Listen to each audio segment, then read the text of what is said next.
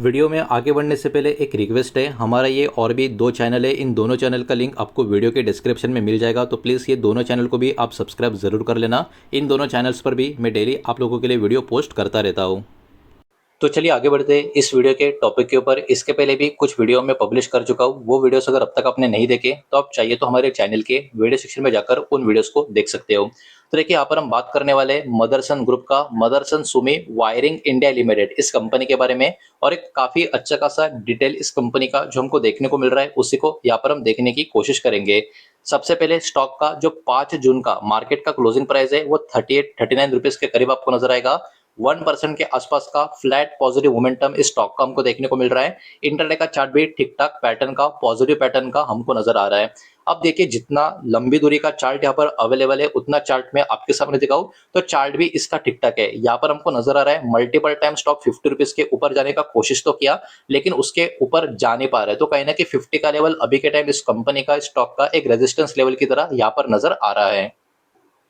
अब देखिए मुझे पता नहीं आप में से कितने लोगों को इस कंपनी के बारे में कितना अच्छे से पता है, नहीं पता। अगर बहुत अच्छा पता होगा तो बहुत ही अच्छी बात है, लेकिन किसी को कुछ भी पता नहीं होगा तो अभी जो डेटा मैं आपके सामने प्रेजेंट करने वाला हूँ उसको जरा एकदम ध्यान से देखने की और समझने की आप कोशिश करें।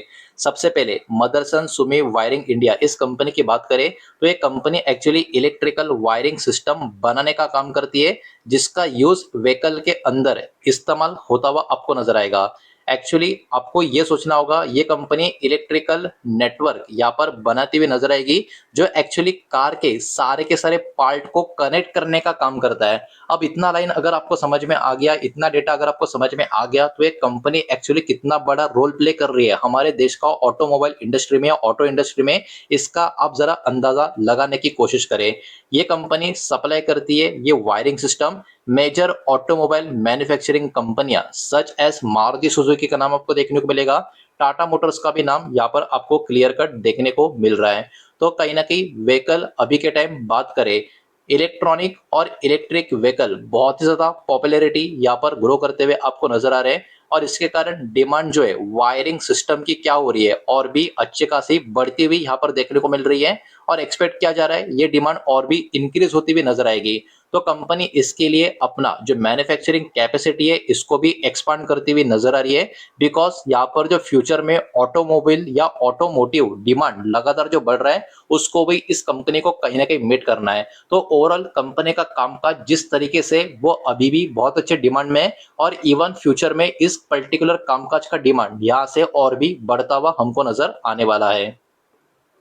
अब इसमें इस कंपनी के कुछ मेजर क्लाइंट्स और मेजर कनेक्शंस की अगर हम बात करें तो देखिए सबसे पहले मेजर क्लाइंट की बात करेंगे। पब्लिकली रिपोर्टेड जो डेटा है वही आपके सामने बता रहा हूँ, इसके अलावा भी बहुत सारे अलग अलग क्लाइंट के नाम है, लेकिन वो पब्लिकली रिपोर्टेड नहीं है, इसलिए उनके नाम यहाँ पर मैं आपको नहीं दिखा सकता। तो यहाँ पर जो मेजर क्लाइंट्स यहाँ पर जो नजर आ रहे हैं प्रॉपर पब्लिकली रिपोर्टेड, इसमें मारुति सुजुकी इंडिया और टाटा मोटर्स, ये दोनों नाम आपको नजर आएंगे। अब बहुत लोग सोचेंगे सिर्फ दो नाम है, लेकिन ये दो नाम का इंपॉर्टेंस जरा समझने की कोशिश करो। मारुति सुजुकी इंडिया ईवी में भले ही पीछे है, लेकिन ईवी से पहले आपको याद होगा पिछले कई दशकों तक पैसेंजर कार मार्केट का राजा मारुति सुजुकी बना हुआ था। और ईवी आने के बाद टाटा मोटर्स के पास बहुत बड़ा मार्केट शेयर चला गया। तो अभी के टाइम ईवी कैटेगरी में टाटा मोटर्स भारी बाजी मारता हुआ नजर आएगा। तो यहाँ पर गेम को समझने की कोशिश करो, ईवी हो या ईवी ना हो, दो बड़े प्लेयर इस इंडस्ट्री के जो है वो पर्टिकुलर इस कंपनी के क्लाइंट लिस्ट में आपको देखने को मिलेंगे। इससे भी आपको इस कंपनी के ताकत का अंदाजा हो जाना चाहिए। इतना ही नहीं, कंपनी का स्ट्रेटेजिक पार्टनरशिप या कनेक्शन किस किस के साथ है। Sumitomo wiring system limited Japanese company आपको नजर आएगी, इनके साथ कनेक्शन है, पार्टनरशिप है। और समवर्धना मदरसन इंटरनेशनल लिमिटेड इसी ग्रुप की कंपनी आपको नजर आएगी। इंडस्ट्री के एक्सपोजर की अगर हम बात करें तो पैसेंजर व्हीकल से कनेक्शन है, एसयूवी से कनेक्शन है, कमर्शियल व्हीकल्स और इलेक्ट्रिक व्हीकल से कंपनी का कनेक्शन है। और क्या लगता है इनकी ग्रोथ भविष्य में होगी या नहीं होगी, आप खुद यहाँ पर सोच सकते हो। अब चलिए आगे बढ़ते हैं और भी डेटा इस कंपनी का थोड़ा बहुत यहाँ पर हम देखने की समझने की कोशिश करते हैं, लेकिन आगे बढ़ने से पहले वीडियो को लाइक कर देना, वीडियो को शेयर कर देना। पहली बार चैनल पर आ चुके हो तो चैनल को भी सब्सक्राइब जरूर कर देना। सबसे पहले मार्केट कैप की बात करें तो देखिए 25,585 करोड़ का मार्केट कैप है। तो कहीं ना कहीं मार्केट कैप साइज के हिसाब से अभी जो चल रहा है उसके हिसाब से ये स्मॉल कैप कैटेगरी की ही कंपनी आपको देखने को मिलेगी। स्टॉक के पी की अगर हम बात करें ये अराउंड 40 से लेके 41 के करीब का आपको नजर आएगा। और ओवरऑल इंडस्ट्री पी की अगर हम बात करें तो इंडस्ट्री पी अभी के टाइम 27 के करीब चल रहा है। मतलब जितना इंडस्ट्री का डिमांड है स्टॉक का डिमांड कंपेयर टू इंडस्ट्री ज्यादा हमको देखने को मिल रहा है। प्लेज परसेंटेज की बात करें तो 0 है। मतलब क्या, प्रमोटर ने अपना कोई भी शेयर यहाँ पर गिरवी नहीं रखा है। और कंपनी का टोटल असेट का बात करें वो 4,750 करोड़ के आसपास का ठीक ठाक नंबर हमको देखने को मिल रहा है, जो हो सकता है भविष्य में और भी इंप्रूव होता हुआ हमको देखने को मिल जाए। अब आगे बढ़ते हैं और चेक कर लेते हैं इस कंपनी का प्रॉफिट एंड लॉस का स्टेटमेंट। जो भी नंबर होंगे करोड़ में होंगे और यहाँ पर पिछले 4 साल का जो डेटा हमको स्क्रीन के ऊपर प्रॉपर तरीके से दिख जाएगा, उसको ही यहाँ पर हम चेक करने की कोशिश करेंगे। तो टाइम वेस्ट किए बिना सब कुछ काट छाट के पिछले 4 सालों का नेट प्रॉफिट कंपनी का कैसा आ रहा है उसको देख लेते हैं। तो देखिए 4 साल पहले कंपनी का प्रॉफिट था 487 करोड़ का, उसके अगले साल प्रॉफिट बढ़ गया 638 करोड़ का। उसके अगले साल भी कंपनी का प्रॉफिट था, लेकिन compare to previous year profit थोड़ा सा कम हो गया।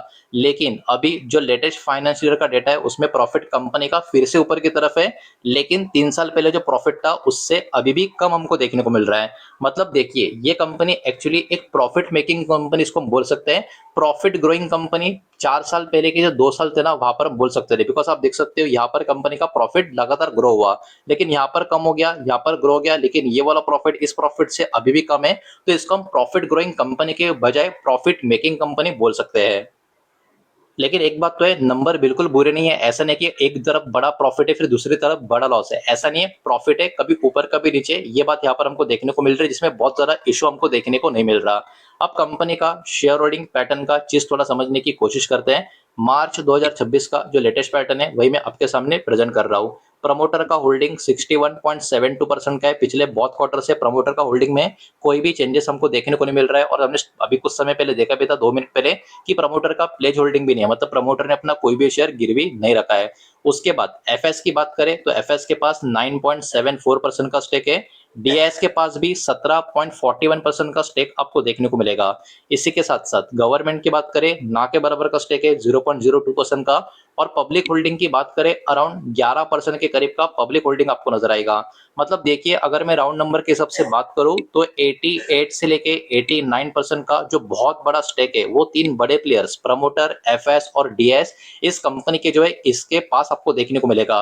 बिकॉज पब्लिक का होल्डिंग अराउंड 11.8% का है, गवर्नमेंट का तो ना के बराबर का है। तो 88 से लेके 89% का होल्डिंग अभी भी 3 बड़े प्लेयर्स के पास है। ये बात भी यहाँ पर कहीं ना कहीं ध्यान में रखनी होगी। तो देखिए कंपनी का जो कामकाज है, कंपनी का जो बिजनेस प्रेजेंस है वो ऐसे कैटेगरी में जिसका डिमांड अभी भी काफी अच्छा खासा है। और भविष्य में जो एक्सपांशन इस इंडस्ट्री का जो और होगा, इसके कारण इस कंपनी का कामकाज जो है उसके कारण इनको बहुत बदलाव की जरूरत है ही नहीं। इसके कारण भविष्य में और भी अच्छी खासी डिमांड इस कंपनी के कामकाज में आती हुई हमको नजर आ सकती है। तो यही पर्टिकुलर सारा का सारा डेटा इस वीडियो के माध्यम से आपके सामने प्रेजेंट करना था। जो भी डेटा आपके सामने प्रेजेंट किया है सब कुछ एजुकेशनल इंफॉर्मेशनल पर्पस के हिसाब से, किसी भी तरीके का इन्वेस्टमेंट का एडवाइस या स्टॉक का रिकमेंडेशन मैंने आपको दिया नहीं है, ना ही मैं आपको दे रहा हूँ। ये बात भी यहाँ पर आप ध्यान में रखें। उम्मीद करता हूँ वीडियो समझ आया होगा, पसंद आया होगा तो वीडियो को लाइक करें, दोस्तों शेयर करें। पहली बार चैनल पर आ चुके हो तो सब्सक्राइब भी कर देना। और कोई भी स्टॉक में निवेश करने से पहले खुद की स्टडी रिसर्च जरूर करें, फाइनेंशियल एडवाइजर की सलाह जरूर ले। मिलते हैं नेक्स्ट वीडियो में, धन्यवाद।